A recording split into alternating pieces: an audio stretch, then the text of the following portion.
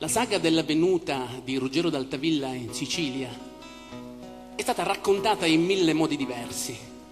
Ne hanno cantato i cantastorie, ne hanno raccontato i poeti. Singolare è il modo con il quale ancora oggi, in un paesino dei Peloritani, in provincia di Messina, Monforte San Giorgio, questa venuta si ricorda.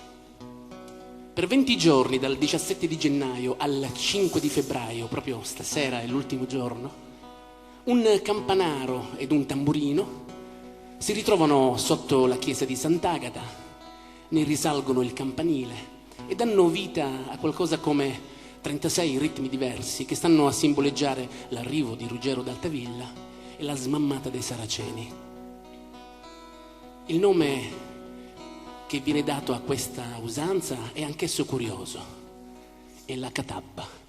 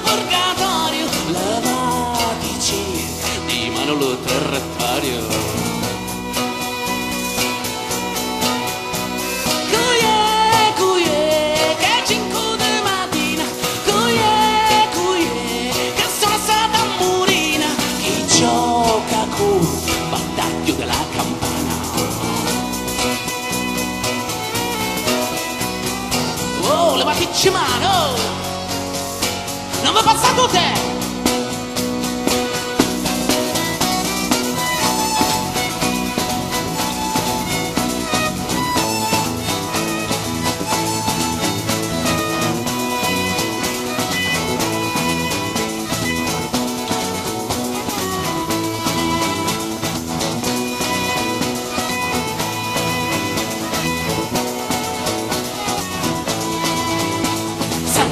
Facete una grazia, i turchi facete scappare, Sant'Agata facete una grazia, che la cappa va a suonare, Sant'Agata facete una grazia, i turchi facete scappare, Sant'Agata facete una grazia, che la cappa va a suonare, Sant'Agata facete una grazia, i turchi facete scappare, Sant'Agata facete una grazia, che la cappa va a suonare, Sant'Agata facete una grazia, i turchi facete scappare, Sant'Agata facete una grazia, che la cappa va a suonare.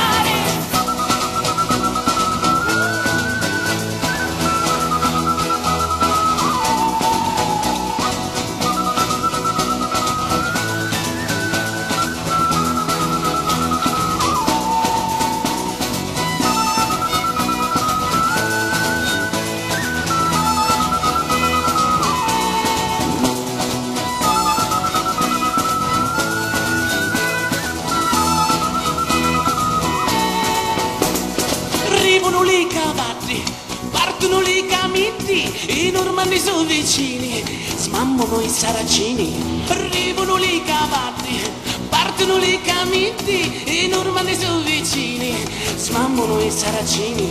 Arrivano lì cavalli, i turchi non ci scambiati, i normanni sono vicini, smammano i saraceni.